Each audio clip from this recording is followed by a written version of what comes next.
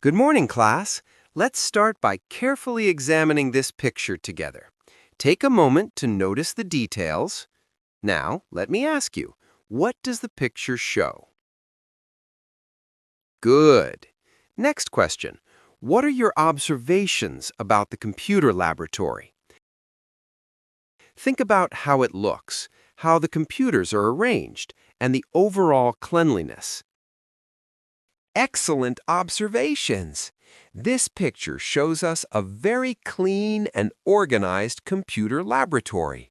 Notice how the chairs are properly arranged, the computers are neatly placed, and the room looks ready for learning. A laboratory like this helps us focus, work safely, and respect the equipment we use. At this point, can you guess what our lesson objectives might be? Yes, very good. At the end of the lesson, you shall be able to explain the safety regulations while working in ICT environments. All right, class, let's take a look at this pool of words. Our challenge is to find those that mean the same as hazard. Now listen closely. Words like threat, peril, danger, risk, accident, and harm all carry the idea of something unsafe or harmful. They are the ones connected to hazard. Meanwhile, words such as protection, safe, secure, and convenient do not belong in the hazard group. These words suggest safety, comfort, or security instead. So remember, whenever we hear the word hazard, we should connect it with risk, danger, or harm, not with safety. Now, can you describe what is happening in this picture? Yes, very good. The photo shows a person plugging or unplugging a white adapter into a wall socket. This is something we do every day to power our devices, and it reminds us to be careful when handling electricity. Now here's the three major objectives of following safety guidelines, which are very important in any workplace or learning environment. First, they help protect people from injury by ensuring that everyone is aware of safe practices and potential hazards. Second, they safeguard equipment from damage, which not only prevents costly repairs, but also keeps tools and machines reliable for daily use. Finally, they protect the environment from contamination, reminding us that our actions have an impact beyond the classroom or workplace. By keeping these objectives in mind, we create a safer, more efficient, and more responsible space for everyone. And now, when working with computers or electronic equipment, safety must always come first. We begin by grounding or discharging ourselves before touching any part of the computer to prevent damage from static electricity. It's also important not to work alone so that someone is available to help in case of an accident or emergency. We must handle tools carefully to avoid short circuits, and when removing cables, always pull the connector by its handle instead of tugging on the wire. Another precaution is to use rubber materials for insulation and protection. We should make sure that pins are properly aligned when connecting cables and always turn off and unplug the computer before working on it.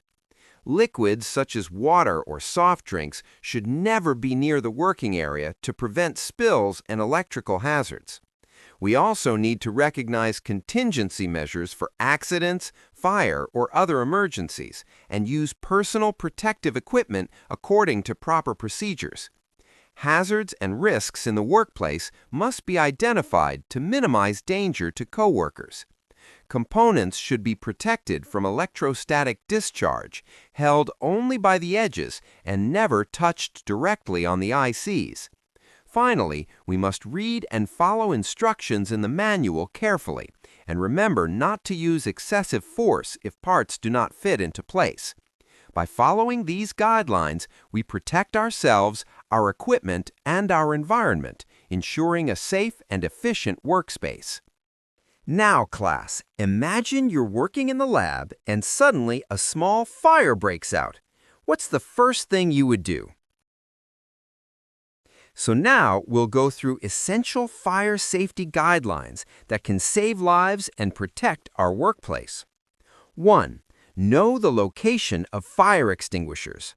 Always be aware of where the fire extinguishers are placed, learn how to use them properly, and remember that different extinguishers are used for different types of fires. Electrical fires need a different extinguisher than combustible fires. Who here has seen a fire extinguisher at school? 2. Find an escape route. In case a fire gets out of control, don't panic. Know the nearest exit and practice how to get there quickly and safely. 3. Know how to contact emergency services. Memorize or keep posted the emergency numbers. Quick communication can make the difference between a small incident and a disaster. Can anyone share the emergency hotline number we use here in the Philippines? 4. Keep the workplace clean. A cluttered area can make fires spread faster. Always keep your workspace neat and free from unnecessary materials. Why do you think a clean workplace helps prevent fire hazards?